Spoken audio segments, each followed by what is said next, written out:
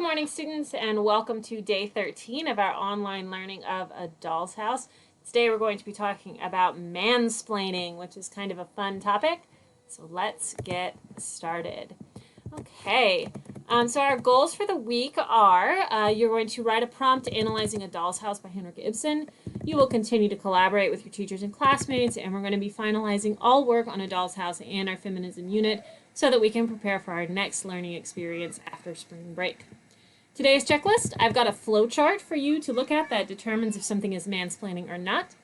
I've got a 2008 essay by Rebecca Solnit called Men Explain Things to Me. And I've got this kind of funny, very GIF-heavy article about 6 subtle forms of mansplaining from a website called Bustle. For today's lesson, our standard today is RI3, analyze how an author unfolds an analysis or series of ideas or events, including how they're introduced and developed and the connections drawn between them. That goes with our learning target, which says I can analyze how an author explains her experience with mansplaining by reading women's perspectives so that I can articulate and share my own thoughts. For our activator today, so take a look at this screenshot of a Twitter exchange. In it, this woman, Gail Simone, shares kind of a joke about the Punisher, the comic book character, the Punisher. And she says he'd be a lot prettier if he smiled more and maybe give the ladies something to look at. Someone immediately steps up and says, I don't think you know what you're talking about, his backstory and personality. Don't allow him to do that. It's a huge plot point. You're not funny. And what is funny about this exchange is that Gail Simone happens to be a comic book author. She wrote The Punisher. So if anybody knows The Punisher's backstory, it would be her. So it's kind of a little funny sequence of her saying, you know, thank you for explaining to me the character that I write for a living. So just, you know, kind of have a laugh for your activator. For our work session today, don't forget your assignment this week is to choose a prompt from our Doll's House writing document and type your response over here. You can see I've got a couple people working on it right now, which is awesome as I record this. So don't forget to get that done before April 3rd at 11:59 p.m. That's basically midnight Friday night. Our topic today is mansplaining. So I wanted to start out by talking about mansplaining in A Doll's House. We have this great exchange between Helmer and Mrs. Lind, where he asks her if she's knitting, and she says yes, she was, and he suggests that she should do embroidery instead. So embroidery is when, like, you might have seen it at like your grandma's house, where there's like the little flowery things made of thread, like kind of stitched into a little, usually they're circular, on a hoop.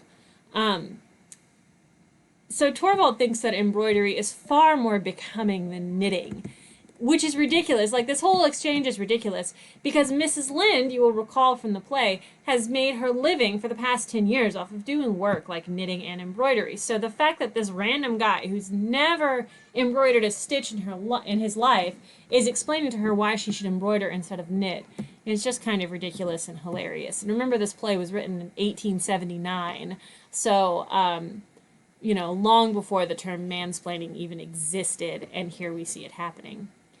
The next thing I want you guys to do is check out this flowchart that determines if it's mansplaining or not. There's a whole article I've linked here from the BBC that it discusses why the chart was created and talks with the creator and so on. But take a look at the chart itself and tell me what you think about it, or consider what you think about it. The number one thing across the top is, did she ask you to explain it? If the answer is yes, you are not mansplaining. If she asked, it's okay, always. And then it goes on to a little bit more complex things, down to probably mansplaining, definitely mansplaining, and just stop talking. So kind of look at the chart, think about it. Do you agree with it? Have you ever maybe found yourself sort of unwittingly following the flow chart as you've ended up maybe accidentally mansplaining something or being mansplained to?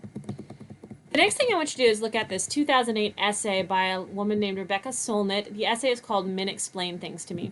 So the essay starts about, here's the website. The essay starts about halfway down the page. It's got like an update at the top, and then here's where the essay starts, about halfway down.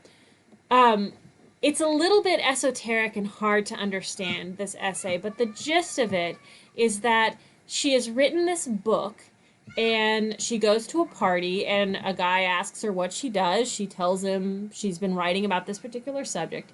And the dude says, "Oh, have you read the super important new book that just came out on the subject?" And it turns out the guy is talking about the very book that she wrote. So he explains her book to her. And that led her to end up writing this essay talking about how, she feels like this is something that's very, very gender biased. And this essay was written in 2008. This was before the term mansplaining was coined. It was coined, I think, in 2012. But it gives you an example of how this happens in modern day in a pretty professional setting. So take a minute, at least try and skim through the article and consider what her experience was like. And then the last thing I want you to do for our work session today is take a look at this article called 6 Subtle Forms of Mansplaining. It's very GIF heavy, but this image right at the top kind of sums it up. This guy right here that we see is explaining catcalling to this woman, and you can just see from the look on her face that everything he's saying is making her make that face. So it's kind of a funny article that goes through like different examples of mansplaining and what it means, and sort of different forms that mansplaining take, catcalling, and so on down the list. So just consider that and think about, have you ever encountered this? Have you ever been mansplained to? Have you ever maybe unintentionally done some mansplaining or been accused of it when you didn't think you were? And just kind of think about how that relates, particularly to Torvald and Mrs. Lind in A Doll's House. For our closer today, I have something a little funny for you. This is a YouTube video from Funny or Die called The Birth of Mansplaining. They call it Cave Mansplaining. And it's just really funny, kind of a funny way to wrap up today. Looking ahead to tomorrow. For tomorrow's checklist, we are going to remind ourselves of how A Doll's House ended. We're going to consider a character study of Nora Helmer, and then I want you guys to form an opinion. Do you think Nora made the right decision at the end of the play when she left her husband and her kids to go figure out who she was before she said she needed to respect herself as a human being before she could be a wife and mother? So I want you to kind of form an opinion on that. And that's it for today, you guys. I will see you tomorrow.